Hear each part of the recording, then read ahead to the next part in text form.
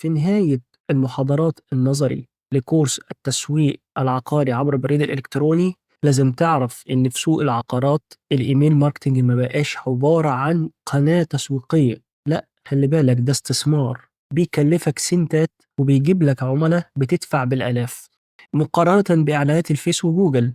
إحنا عارفين إن هي بتاكل الميزانية. طيب لما تيجي تتكلم عن قاعدة البيانات، أنت بتبني قاعدة بيانات عملاء مهتمين بالعقارات وبتتواصل معاهم ليل ونهار، وفي كل مشروع جديد انت بتضمن تدفق مستمر للعملاء دول، على طول في تواصل معاهم، على طول في استفسارات، مش زي الاعلانات اللي بتقف بمجرد ما توقف الميزانية بتاعتك. لازم تبقى متأكد ان اكبر 100 شركة عقارية في العالم بتستخدم الايميل ماركتينج كأداة أساسية، مش مجرد اختيار. يعني اللي مش شغال بالايميل ماركتينج النهارده يعني خسران كتير، بكره هيندم ان هو اتاخر على الخطوه دي. حاجه رابعه، شركات التطوير العقاري اللي شغاله بالايميل ماركتنج بتحقق نسب تحويل ومبيعات اعلى 3 مرات من اللي معتمده على الاعلانات بس. كلمه كامبين بقت عباره عن فيسبوك وادورد.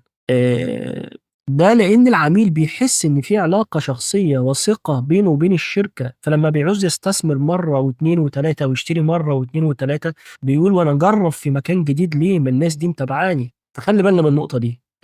خامس حاجه عايز اشير اليها، مفيش وقت احسن من دلوقتي تبدا تبني قاعده بيانات العملاء بتوعك، تتواصل معاهم بالايميل، تعرض عليهم المشاريع والفرص الاستثماريه. حقيقي كل يوم بيعدي المنافسين بتكبر، قواعد بياناتهم بتكبر، بياخدوا حصه اكبر من السوق. خلي بالك وابدا النهارده، لان السوق العقاري كله بقى شغال اونلاين. حط التسويق بالايميل ضمن خطتك عشان تقلل تكلفة العميل الواحد، الكوست بير ليد، لأن تكلفة الإيميل الواحد سنتات.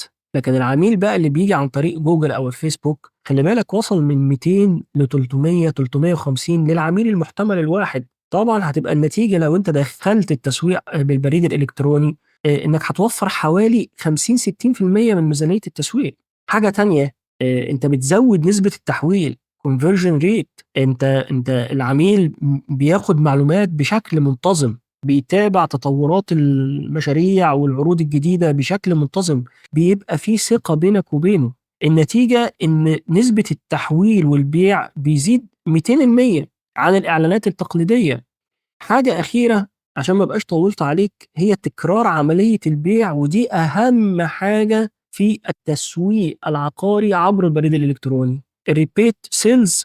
خلي بالك بقى إن الاحتفاظ بالتواصل الدائم مع العملاء وبناء الثقة بيخلي العميل الواحد يشتري منك أكتر من وحدة في أكتر من مكان. مش بس كده، ده هو كمان بيبقى عبارة عن استثمار، هو بيجيب لك عملاء من أقرب الدوائر ليه تشتري وتستثمر معاك. نتيجة إيه؟ الإعلانات ولا نتيجة الثقة اللي أنت بنيتها معاه؟